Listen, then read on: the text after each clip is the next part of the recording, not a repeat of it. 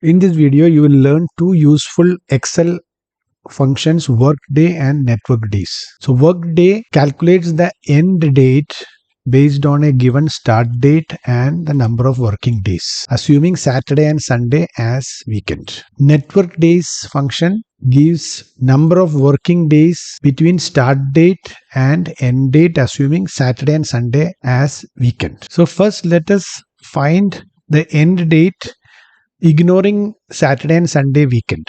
So for that, I will use a formula here equal to the start date plus number of days 50. So the end date is 20th September 2023, counting all days including weekends. So this is not we want. We want to calculate the end date based on the working days only. It means counting the weekend. So I will use the function workday. Start date is 1st August. I'm selecting. Number of working days is 15 and holidays list. So the holidays between start and end date is listed here. So I will select the holidays from this list and close the bracket. So 18th October 2023 is the end date considering Saturday and Sunday as holidays plus the list of holidays listed here.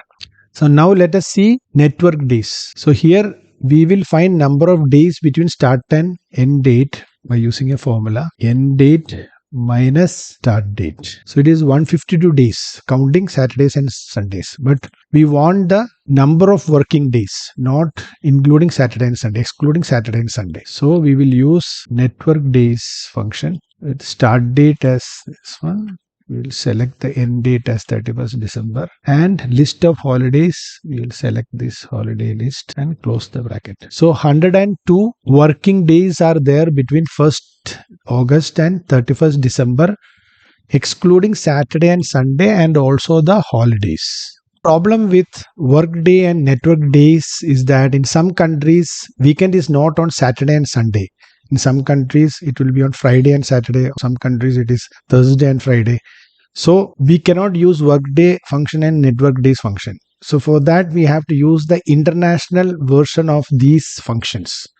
So I'll show you an example. So workday, instead of workday, I will use equal to workday.intl. INTL stands for international. So instead of workday, plain workday, I will use workday.international and parameters are the same. So start date is B2, 1st August.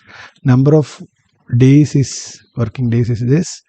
And there is an additional parameter weekend. So 1 is Saturday, Sunday. 2 code stands for Sunday and Monday. 3 Monday, Tuesday, like that. So I will select Friday, Saturday. That is 7. And the list of holidays as earlier. Select this and close the bracket. See, this is 18th October itself. I will change the weekend to some other value and see.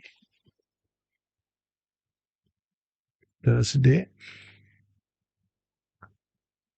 So the date changes to 17th October 2023. Similarly, network days also has an international version. Networkdays.international. Parameters are same except an additional one for weekend. So start date is 1st of August. End date is 31st December. Weekend is, I will select Thursday, Friday, that is code is 6. And the list of holidays, this one, I will close the bracket. So if you consider Thursday and Friday as weekend, the number of working days between 1st August and 31st December is 103, considering these list of holidays. Now there is another issue we need to handle. So in some companies, there will be 3 holidays during a week instead of 2. So in that case, how do we calculate the end date? Using workday.international. So I will edit this formula. So instead of this list, I am going to add a string consisting of 7 digits. So each one represents a weekday. So first